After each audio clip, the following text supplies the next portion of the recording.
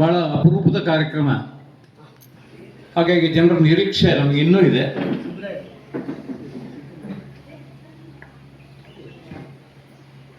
ಆತ್ಮೀಯರೇ,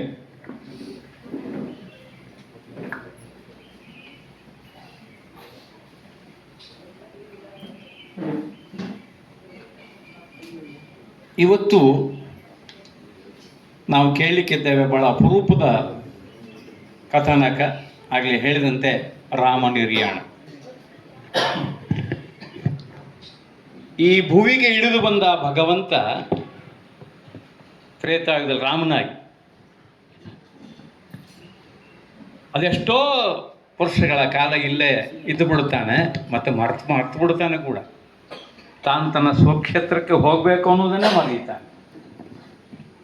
ನೋಡಿ ಭೂಮಿಯ ಒಂದು ವಿಶೇಷತೆ ಯಾವ ರೀತಿಯಲ್ಲಿ ಆ ಸೆಳೆತ. ಸ್ವತಃ ಅವತಾರಿ ಪುರುಷನಾಗಿರ್ತಕ್ಕಂಥ ರಾಮ ಮರೀತಾನೆ ಮತ್ತೆ ನನ್ನ ಸ್ಥಳಕ್ಕೆ ಹೋಗಬೇಕು ಅನ್ನೋದು. ಪ್ರಾಯಶಃ ಅಂತಹ ಒಂದು ಸಂದರ್ಭ ನಡೀತದೆ. ಇವತ್ತು ಆ ರಾಮ ನಿರ್ಯಾಣ ಕಾರ್ಯಕ್ರಮ ನಡೆಸ್ಕೊಡೋದಕ್ಕೋಸ್ಕರವಾಗಿ ಕಲಾವಿದರೆಲ್ಲರೂ ಇವತ್ತು ಇಲ್ಲಿ ನಮ್ಮ ಮುಂದೆ ಕಂಗೊಳಿಸ್ತಾ ಇದ್ದಾರೆ ನಕ್ಷತ್ರಗಳಂತ.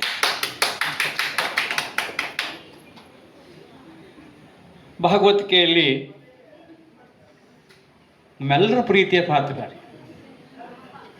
ಯಾವತ್ತೂ ಕೂಡ ಈ ಕುಟುಂಬದಲ್ಲಿ ವಿಶೇಷವಾದಂಥ ಅಭಿಮಾನ ಇಟ್ಟವು ಜೋಗಿ ಮನೆ ಗೋಪಾಲ ಭಾಗವತ.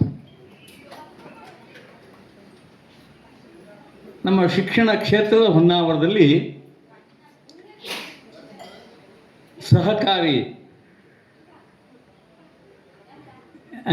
ಬ್ಯಾಂಕ್, ಹೌದು, ಅದು ಬಹುಶಃ ಬ್ಯಾಂಕ್ ಆಗಲಿಲ್ಲ, ಶಿಕ್ಷಕರಿಗೆ ಸಂಬಂಧಪಟ್ಟದ್ದು. ಒಂದು ಕಾಲದಲ್ಲಿ ಆತ್ಮೀಯರೇ, ಒಬ್ಬ ಶಿಕ್ಷಕನಿಗೆ ಸಾಲ ಬೇಕಿತ್ತು ಅಂದರೆ ಯಾರೂ ಕೊಡ್ತಾ ಇರಲಿಲ್ಲ, ಯಾವ ಬ್ಯಾಂಕು ಕೊಡ್ತಾ ಇರಲಿಲ್ಲ.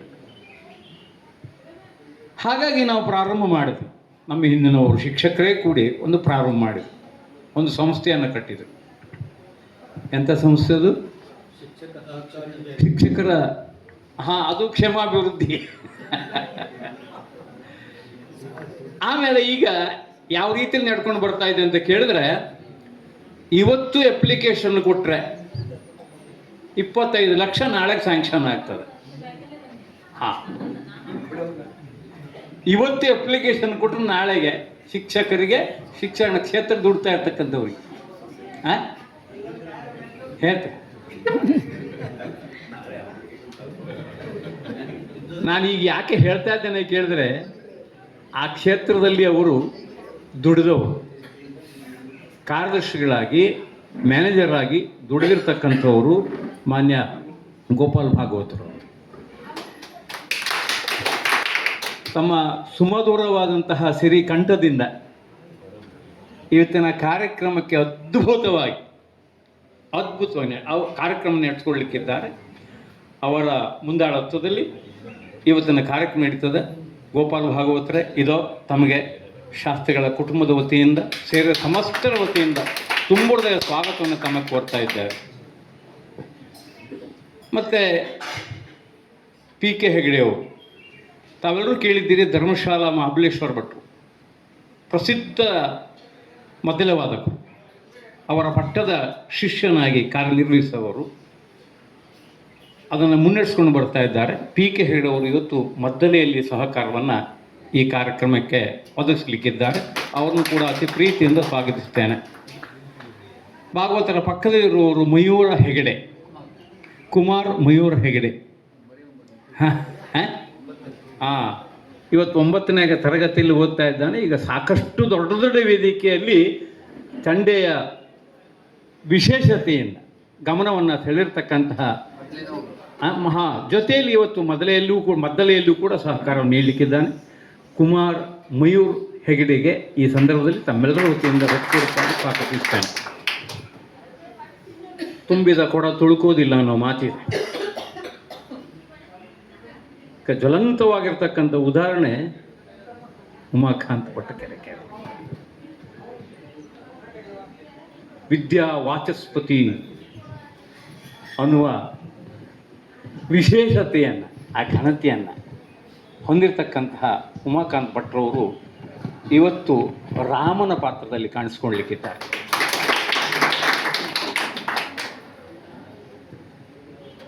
ತುಂಬ ಚೆನ್ನಾದ ಮಾತುಗಾರ, ದಕ್ಷಿಣೋತ್ತರದಲ್ಲಿ ತುಂಬ ಹೆಸರಿದೆ.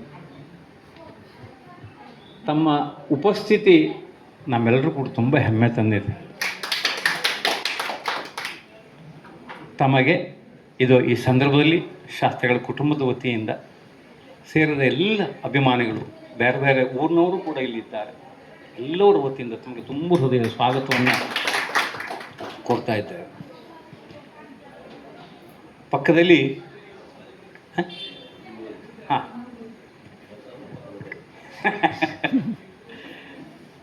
ಉಮಾಕಾಂತ್ ಭಟ್ರ ಪಕ್ಕದಲ್ಲಿ ಈಗವ್ರನ್ನ ಕಾಣ್ತಾ ಇದ್ದೇವೆ. ಮೋಹನ್ ಹೆಗಡೆಯವರು ಹಾಗೂ ಜಿ ವಿ ಹೆಗಡೆ. ಮೋಹನ್ ಹೆಗಡೆಯವರು ನನಗೆ ತುಂಬ ಹೆಮ್ಮೆ ಅನ್ನಿಸ್ತದೆ. ನಮ್ಮೂರಿನವರು ಕರ್ಕಿಯವರು.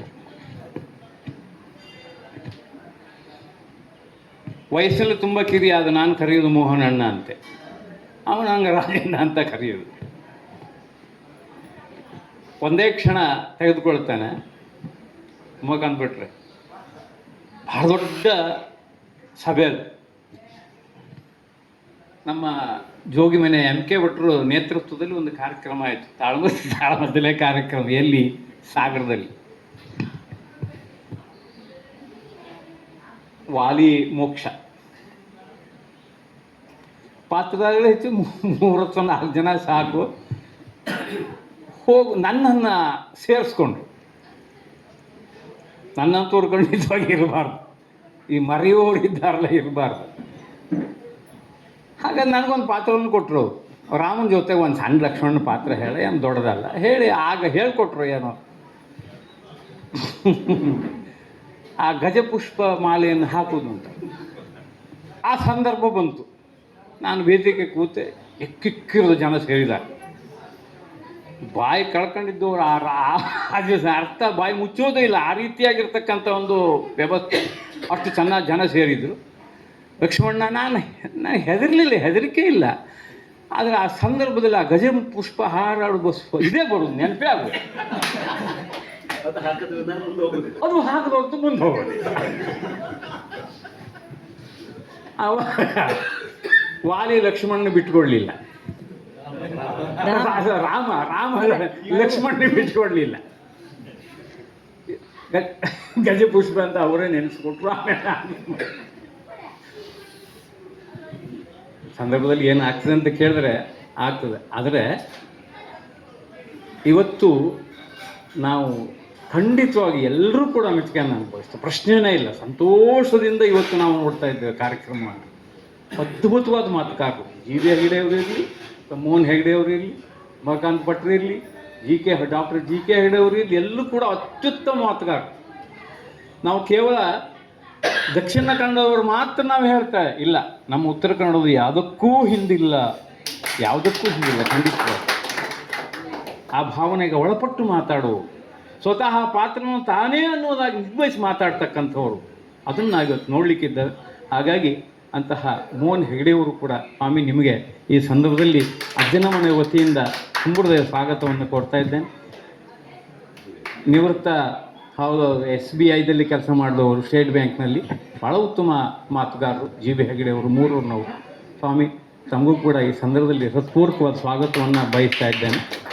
ಡಾಕ್ಟರ್ ಜಿ ಕೆ ಹೆಗಡೆ ಅವರು ಇವತ್ತು ದೂರ್ವಾಸನ ಪಾತ್ರದಲ್ಲಿ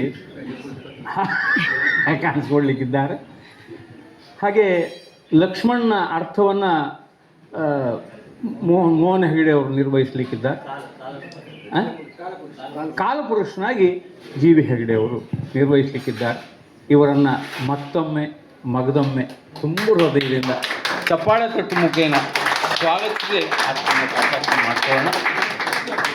ತಾವೆಲ್ಲರೂ ಕೂಡ ಅತಿ ಪ್ರೀತಿಯಿಂದ ಹೆಮ್ಮೆಯಿಂದ ಶಾಸ್ತ್ರಿಗಳ ಮನೆ ಕುಟುಂಬದ ಮೇಲೆ ಪ್ರೀತಿಯಿಂದ ತಾವೆಲ್ಲರೂ ಬಂದಿದ್ದೀರಿ, ಊರಿನವರಿದ್ದೀರಿ, ಪರ ಊರಿನವರಿದ್ದೀರಿ. ತಮ್ಮೆಲ್ಲರನ್ನು ಕೂಡ ಈ ಸಂದರ್ಭದಲ್ಲಿ ಶಾಸ್ತ್ರಿಗಳ ಕುಟುಂಬದ ಪರವಾಗಿ ಹೃತ್ಪೂರ್ವಕವಾಗಿ ಸ್ವಾಗತವನ್ನು ಕೋರ್ತಾ ನನ್ನ ಮಾತಿಗೆ ಮಂಗಳವನ್ನು ಹಾಡ್ತೇನೆ. ನಮಸ್ಕಾರ.